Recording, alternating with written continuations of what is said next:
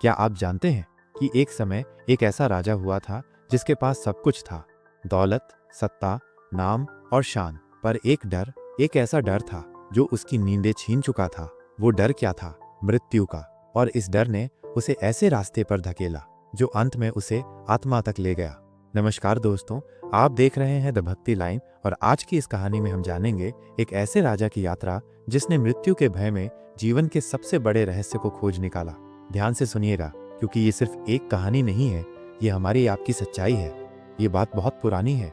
एक समृद्ध राज्य था, सोने सी चमकती हवेलियां, संगीत से गूंजते दरबार और राजा जो हर दिन किसी पर्व की तरह जीता था। पर जब रात आती थी, राजा की आंखों में नींद नहीं, सवाल होते थे। अगर सब कुछ है तो भी मैं डर क्यों रहा हूँ? उसे सपनों में एक ही चीज दिखाई देती, मृत्यु। कभी वो देखता कि उसकी चिता जल रही है, कभी देखता कि उसका महल वीरान पड़ा है, और कभी वो खुद को देखता अपने ही शरीर के बाहर एक छाया के रूप में भटकता हुआ।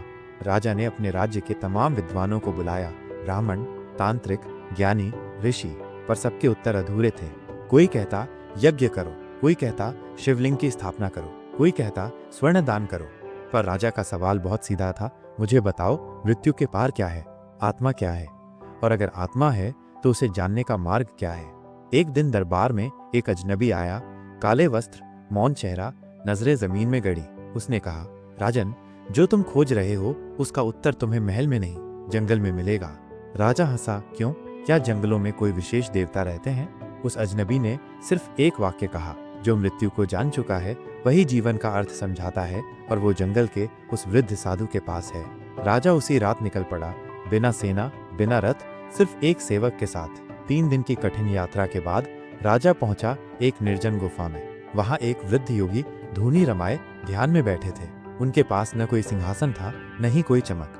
पर जैसे ही राजा ने उनके पास जाकर बैठने की कोशिश की, योगी ने आंखें खोली और कहा, राजन, डर के कारण तुम आए हो और डर ही तुम्हारा गुरु बन सकता है। राजा ने कहा, मैं मृत्यु से डरता हूँ, मुझे आत्मा का ज्ञान चाहिए। योगी ने मुस्कुराते हुए कहा, मृत्यु कोई समस्या नहीं है राजन, समस्या ये है कि तुमने कभी जीवन को जाना ही नहीं। और फिर शुरू हुए उसकी यात्रा एक बिल्कुल अलग दुनिया की ओर। 7 दिन बिना बोले, मौन व्रत, 7 दिन सिर्फ जल पर, शरीर की सीमाओं को पहचानने के लिए, 7 दिन एक ही प्रश्न पर ध्यान, मैं कौन हूँ? हर दिन एक नई तकलीफ लाता, भूख, भ्रम, डर, अकेलापन। राजा टूटने लगा। पर एक रात ध्यान करते करते अचानक कुछ घटा। उसे लगा जैसे उसके शरीर की सीमाएं घुल रही हैं। वो हवा बन गया है, कोई रूप नहीं, कोई नाम नहीं। तभी उसने पहली बार अपने भीतर एक गूंज सुनी, तू शरीर नहीं है, तू आत्मा है जो जन्म और मृत्यु से परे है। उस क्षण राजा का डर जैसे जल गया हो। वो साधु अब बोले, राजन, जो समझ लिया अब उसे जीना है।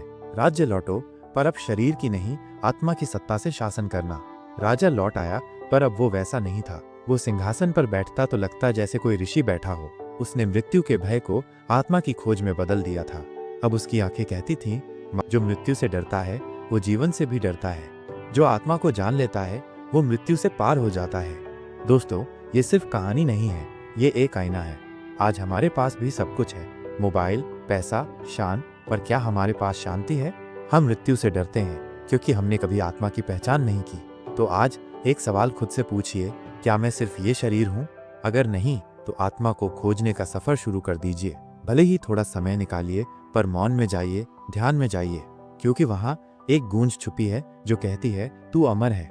अगर आपको ये कथा पसंद आई तो इस वीडियो को लाइक करें, शेयर करें और द भक्ति लाइन को जरूर सब्सक्राइब करें, क्योंकि यहाँ हम बात करते हैं आत्मा की, सच्चाई की और उस मार्ग की जहाँ डर नहीं, बस ज्ञान है।